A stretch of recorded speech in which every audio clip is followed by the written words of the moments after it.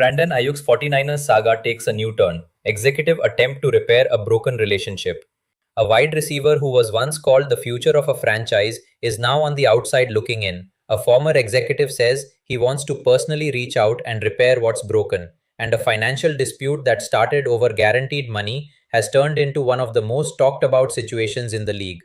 By the end of this video, you'll understand exactly how we got here and why what happens next could shape not just one receiver's career, but how teams approach receiver contracts going forward. Let's start with the newest piece of this story because it's the one that's bringing everything back into focus. Ran Carthon, the former 49ers director of player personnel, went on Sirius XM NFL radio and said something that caught a lot of people's attention. He said he has a real relationship with Brandon Aiyuk, going back to the day San Francisco drafted him, and that he's been thinking about reaching out to him personally to see if there's still something salvageable here. Carthon didn't dance around it either. He admitted he's been going back and forth in his head, trying to decide if a personal conversation could help.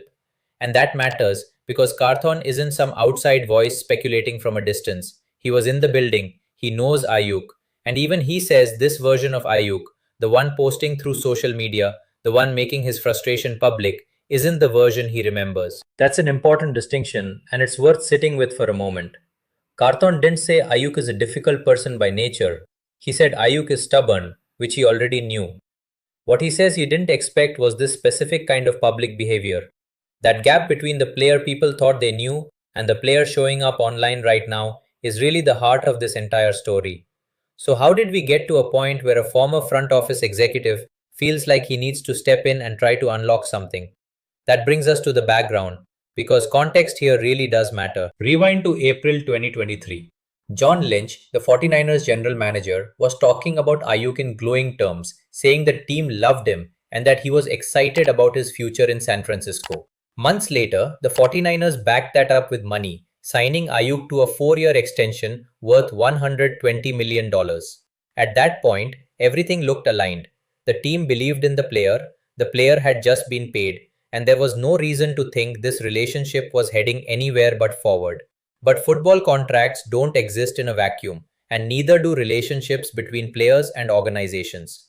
The 2024 offseason brought contract negotiations that got tense before they got resolved. Eventually, a deal got done, but the tone had already shifted. And then came the injury that really changed the trajectory of everything. During that 2024 season, Aiyuk suffered a torn ACL and LCL, a significant injury for any player, but especially significant for a receiver who relies on speed and change of direction to separate from cornerbacks. Injuries like this test more than just the body. They test the relationship between a player and his organization. Because rehab is long, communication becomes constant, and trust either holds up or it doesn't. In this case, according to reports, it didn't hold up the way either side probably hoped. The 49ers say Aiyuk failed to show up at the rehab facility, and in response, the team voided his guaranteed money for the 2026 season. San Francisco then placed him on reserve, cutting off any remaining pay. That's a significant football move, but it's also the kind of decision that tends to escalate tension rather than settle it. And that's exactly what happened here. We'll come back to how the Commanders factor into this in a moment. But first, it's worth understanding just how public this dispute has become, because that's a big part of why this story hasn't gone away. Aiyuk has taken to social media multiple times, and the language has been pointed. He said he hasn't received a single cent from the team in 17 months. He described his guarantees being voided as something out of a different era, using language that suggests he feels trapped in the situation rather than simply disagreeing with a business decision. That's a strong statement from a player, and it tells you how personally he's taking this. He didn't stop at the organization either. Aiyuk has called out general manager John Lynch and his own agent Ryan Williams, using harsh language toward both. He's also made comments about head coach Kyle Shanahan's temperament, comparing it to a toddler's. Now it's worth noting, none of this has been confirmed to reflect any specific incident beyond what Aiyuk himself has posted. These are his public statements, not verified accounts of what happened behind closed doors. But regardless of what actually took place internally, the public nature of these comments has made a quiet resolution much harder to imagine. And that's important, because another team is now firmly in the picture. Aiyuk has expressed interest in playing for the Washington Commanders in 2026. For a franchise looking to build around a young, ascending quarterback, adding a receiver with Aiyuk's talent level could be appealing, assuming the situation with San Francisco gets resolved in a way that allows a trade or release to happen cleanly. That's really the tension at the center of this whole story. On one hand, you have a talented receiver who wants out, an organization that has already indicated his time there is finished, and public comments that make reconciliation difficult to picture.